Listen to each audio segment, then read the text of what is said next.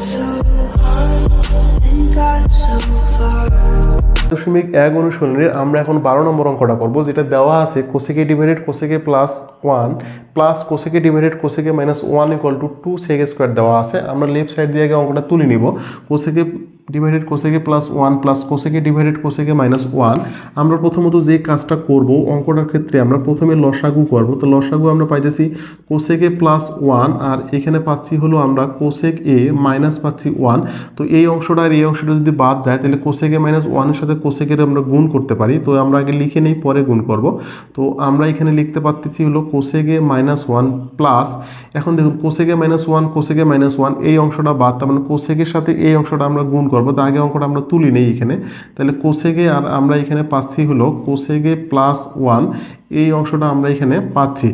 এখন আমরা নিচে যে কাজটা করব এটা cosec square plus 1 cosec minus 1, তার মানে এটা আমরা লিখতে পারি কেন হলো এ স্কোয়ার মাইনাস বি স্কোয়ার, শুধু কোসেক স্কোয়ার এ মাইনাস হলো 1।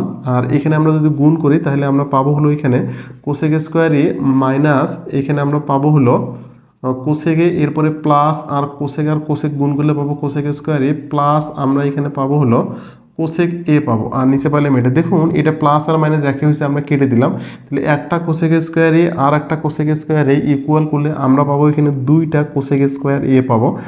আর নিচে কোসেক স্কোয়ার এ মাইনাস 1 ইকুয়াল টু আমরা এখানে লিখতে পারবো হলো কোয়াড স্কোয়ার এ। এর পরের অংশটা আমরা এখান থেকে শুরু করতে পারি। দেখুন 2 কোসেক স্কোয়ার ইকুয়াল টু মানে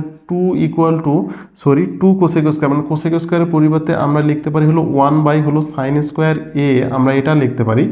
আর কোয়াড স্কোয়ারের পরিবর্তে আমরা এই অংশটা জানি যে কস স্কোয়ার, আমরা এটা লিখতে পারি কস স্কোয়ার ডিভাইডেড আমরা এখানে লিখতে পারি হলো সাইন স্কোয়ার এ, কারণ এটা সূত্র থেকে এসেছে। এখন যদি আমরা ভাগ উল্টো দিয়ে গুণ করি লিখতে পারি আমরা হলো 2 সাইন স্কোয়ার এ ইন্টু, আর এই সাইন স্কোয়ার আমাদের উপরে চলে গেল আর এই কজ স্কোয়ার আমাদের এখানে নিচে চলে আসলো।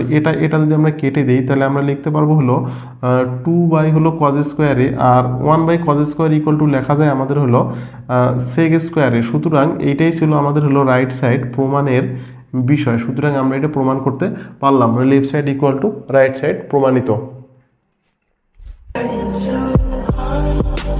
got so far.